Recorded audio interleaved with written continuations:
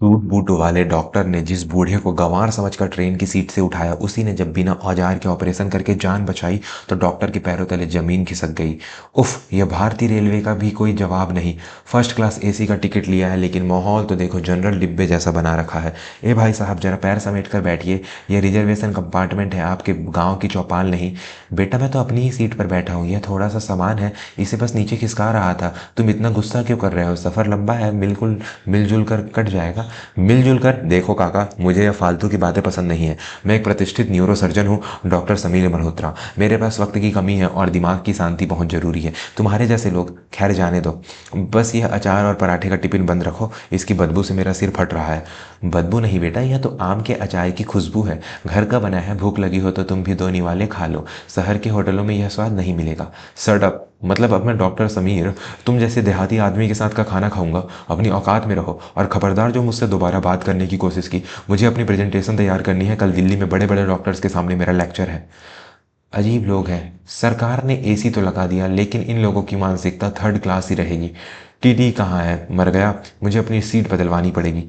साहब, टीटी अभी अगले स्टेशन पर आएंगे, तब तक आप शांत हो जाइए। गुस्सा सेहत के लिए अच्छा नहीं होता, बीपी बढ़ जाएगा। अब तुम मुझे सिखाओगे कि सेहत क्या होती है? मैंने डॉक्टरी की पढ़ाई में गोल्ड मेडल लिया है, समझे? तुम जैसे अनपढ़ लोग जो नीम हकीम बनकर गांव में पुड़िया बांटते हो, वो मेरे सामने मुंह मत खोलो। दोस्तों, कहानी में आगे बढ़ने से पहले अगर आप भी अपने घर के बुजुर्गों का सम्मान करते हैं और मानते हैं कि असली ज्ञान अनुभव से ही मिलता है, तो अभी हमारे चैनल को सब्सक्राइब कर लें और वीडियो को लाइक जरूर करें। अरे, यह ट्रेन अचानक इतनी धीमी क्यों हो गई? अभी तो कोई स्टेशन भी नहीं आने वाला है। लगता है आगे सिग्नल नहीं मिला है बेटा, या फिर कोई जानवर पटरी पर आ गया होगा। तुम्हें तो सब पता है, जैसे तुम ही रेल मंत्री हो। चुपचाप बैठो। अचानक बगल वाले कूपे से चीखने चिल्लाने की आवाज़ आने लगती है। बचाओ, कोई है? प्लीज़ मदद करो, मेरे बच्चे को क्या हो गया? अरे, कोई डॉक्टर है क्या? इस ट्रेन में मेरा बच्चा सांस नहीं ले पा रहा है। क्या हुआ? यह शोर कैसा? बेटा, लगता है किसी को मदद की ज़रूरत है। तुम तो डॉक्टर हो ना, जाकर देखो, शायद किसी की जान बच जाए। हटो रास्ते से, मुझे पता है मेरा काम क्या है। हटो। डॉक्टर समीर तेजी से बगल वाले केबिन में जाते हैं। हटिए हटिए सब लोग, मैं डॉक्टर हूँ, न्यूरो सर्जन हूँ, मुझे देखने दीजिए। डॉक्टर साहब, भगवान का शुक्र है आप मिल गए। देखिए ना, मेरे बेटे ने मूंगफली खा ली थी, शायद गले में फंस गई है। यह नीला पड़ रहा है, यह सांस नहीं ले पा रहा है। कुछ कीजिए डॉक्टर साहब। शांत रहिए, पैनिक मत कीजिए। बच्चे मुंह खोलो, आ करो। डॉक्टर साहब, यह तो बेहोश हो रहा है, इसका शरीर अकड़ रहा है। अरे यार, इसका गला पूरी तरह चौक हो चुका था है। मेरे पास यहाँ कोई इक्विपमेंट नहीं है। मेरा स्टेथोस्कोप, मेरे औजार सब मेरे बैग में है, जो दूसरे डिब्बे में बंद है। मैं नंगे हाथ क्या करूँ? मुझे लेरिंगोस्कोप चाहिए, ऑक्सीजन चाहिए, यहाँ तो कुछ भी नहीं है। तो क्या मेरा बच्चा मर जाएगा? डॉक्टर साहब, आप कुछ तो कीजिए, आप तो इतने बड़े डॉक्टर हैं। समझने की कोशिश कीजिए मैडम, यह एक मेडिकल इमरजेंसी है और यह ट्रेन है, हॉस्पिटल नहीं। बिना औजारों के मैं गले की नली कैसे खोलूँ? अगर कुछ गलत हो गया तो मेरी लाइसेंस कैंसिल हो जाएगी। हमें अगले स्टेशन का इंतजार करना होगा। अगले स्टेशन आने में 20 मिनट लगेंगे डॉक्टर, तब तक तो मेरा फूल जैसा बच्चा। नहीं, मैं मजबूर हूँ, आई एम सॉरी, मैं रिस्क नहीं ले सकता। भीड़ में रोना पीटना मच जाता है। तभी भीड़ को चीरते हुए वही बूढ़ा व्यक्ति काका अंदर आता है।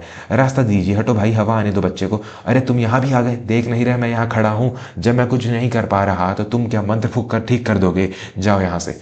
बेटा, डिग्रियां कागज पर होती है, हुनर हाथों में होता है। जान बचाने के लिए औजारों की नहीं, हौसलों की जरूरत होती है। हटो जरा। तुम पागल हो गए हो? अगर बच्चे को कुछ हो गया तो पुलिस केस बन जाएगा। मैं तुम्हें चेतावनी दे रहा हूँ। चुप रहो एकदम, चुप। बहन जी, आप घबराइए मत, बच्चे को उल्टा लेटाया हो। हाँ, ऐसे। यह क्या कर रहे हो? यह कोई तरीका है? भाई साहब, अपनी पेन दीजिए और वो पानी की बोतल। यह पेन से क्या करेगा? यह आदमी बच्चे को मार डालेगा, इसे रोको। कोई नहीं रोकेगा। अगर यह डॉक्टर साहब हार मान चुके हैं तो इस बुजुर्ग को कोशिश करने दो। मरता क्या ना करता। बेटा, मजबूती से पकड़ना। हे प्रभु, अपनी दया रखना। क्या? इसने तो पेन की रिफिल निकाल कर खाली खोखा बना लिया। यह क्या करने वाला है? यह ट्रैकियोस्टोमी कर रहा है, लेकिन बिना एनेस्थीसिया और बिना ब्लड के। यह असंभव है, यह पागलपन है। बिना ब्लेड के यह असंभव है, यह पागलपन है। बस एक क्षण और यह। अचानक एक तेज हवा की आवाज़ आती है, सूसू की आवाज़, जैसे फंसी हुई हवा निकली हो। सांस सांस आ गई, मेरा बच्चा सांस ले रहा है। हाँ बहन, नली साफ हो गई है। यह पेन का टुकड़ा अभी नली का काम करेगा। हवा फेफड़ों तक जा रही है। अब खतरा टल गया है, अगले स्टेशन पर इसे अस्पताल ले जाना। बाप रे, चमत्कार हो गया। वाह काका, मान गए आपको। डॉक्टर साहब, आप तो कह रहे थे कि बिना मशीन के कुछ नहीं हो सकता। इस अनपढ़ गंवार ने तो आपकी बोलती बंद कर दी। दोस्तों, क्या आपको भी लगता है कि असली शिक्षा वही है जो मुसीबत में काम आए? इस बुजुर्ग के जज्बे के लिए एक लाइक तो बनता है। अगर आपने अभी तक सब्सक्राइब नहीं किया है तो जल्दी से कर ले। थोड़ी देर बाद अपनी सीट पर वापस क्या हुआ डॉक्टर साहब, पसीने छूट रहे हैं, एसी तो चल रहा है। वह आपने कैसे किया? मतलब मेडिकल साइंस के हिसाब से वह बहुत रिस्की था। 1 मिलीमीटर भी इधर उधर होता तो गले की नस कट सकती थी। इतना सटीक हाथ तो किसी मंझे हुए सर्जन का ही हो सकता है। आप आखिर हैं कौन? मैं तो बस एक साधारण सा बूढ़ा हूँ बेटा, जिसे तुम अनपढ़ और गंवार समझ रहे थे। नहीं, साधारण आदमी को श्वास नली की एनाटॉमी इतनी बारीकी से पता नहीं होती। और जिस तरह आपने उसे संभाला, मुझे माफ़ कर दीजिए। मैंने आपका बहुत अपमान किया। मैंने अपने अहंकार में यह नहीं देखा कि अपने आपके सफ़ेद बालों में कितना अनुभव छिपा है। बेटा, विद्या विनम्रता देती है। जिस पेड़ पर फल लगते हैं वह झुक जाता है। तुम अच्छे डॉक्टर हो, लेकिन तुम्हें अभी अच्छा इंसान बनना बाकी है। तभी टीटी आता है। अरे सर, आप मैं पूरी ट्रेन में आपको ढूंढ रहा था। फर्स्ट एसी के कूपे ए में आपकी सीट थी, आप यहाँ कैसे? अरे वर्मा जी, वह सीट आरामदायक नहीं थी, इसलिए मैं वहाँ आम यात्रियों के बीच आ गया। सोचा थोड़ा सफ़र का आनंद लूँ। डॉक्टर साहब, आप इन्हें नहीं जानते, ये पद्म भूषण डॉक्टर हरिशंकर दीक्षित हैं। भारत के सबसे बड़े हार्ट सर्जन रह चुके हैं। और जिस मेडिकल कॉलेज से आपने पढ़ाई की है ना, ये उसके संस्थापक हैं। आज दिल्ली में लाइफ टाइम अचीवमेंट अवार्ड लेने जा रहे हैं। क्या? डॉक्टर हरिशंकर दीक्षित? सर मैंने आपकी किताबें पढ़ी हैं। आप तो हमारे लिए भगवान समान हैं। मुझे धरती फट जाए तो उसमें समा जाना चाहिए। मैंने अपने ही गुरु समान व्यक्ति को। सर मुझे माफ़ कर दीजिए, मेरा अहंकार आज चकनाचूर हो गया। मैं गोल्ड मेडलिस्ट होकर भी एक बच्चे की जान नहीं बचा पाया, क्योंकि मैं मशीनों का गुलाम था और आपने एक पेन से चमत्कार कर दिया। उठो बेटा, माफ़ी मुझसे नहीं, अपने पैसे से मांगो। डॉक्टर का काम सिर्फ दवाई लिखना नहीं है, मरीजों को ढांढस बंधाना और किसी भी हाल में कोशिश करना है। आज तुमने एक बड़ा सबक सीखा है, इसे कभी भूलना मत। कभी किसी को उसके कपड़ों से मत आंकना। हो सकता है गुदड़ी में कोई लाल छिपा हो। मैं कसम खाता हूँ सर, आज के बाद मैं कभी किसी मरीज या इंसान को छोटा नहीं समझूंगा। आज आपने मेरी आंखों का ऑपरेशन बिना चीर फाड़ के कर दिया। चलो, अब वो अचार वाला पराठा खिलाओगे या अभी भी बदबू आ रही है? सर प्लीज़ मुझे शर्मिंदा मत कीजिए, यह लीजिए पूरा टिफ़िन आपका है।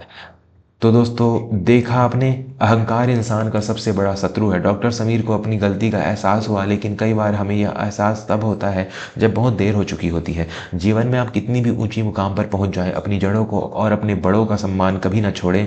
डिग्री आपको नौकरी दिला सकती है, लेकिन संस्कार आपको लोगों के दिलों में जगह दिलाते हैं। आज की कहानी आपको कैसी लगी, कमेंट करके ज़रूर बताएं। और हाँ, अगर यह वीडियो दिल को छू गया हो तो इसे अपने परिवार के साथ शेयर करें, और जाते जाते सब्सक्राइब वाला बटन दबाना ना भूलें।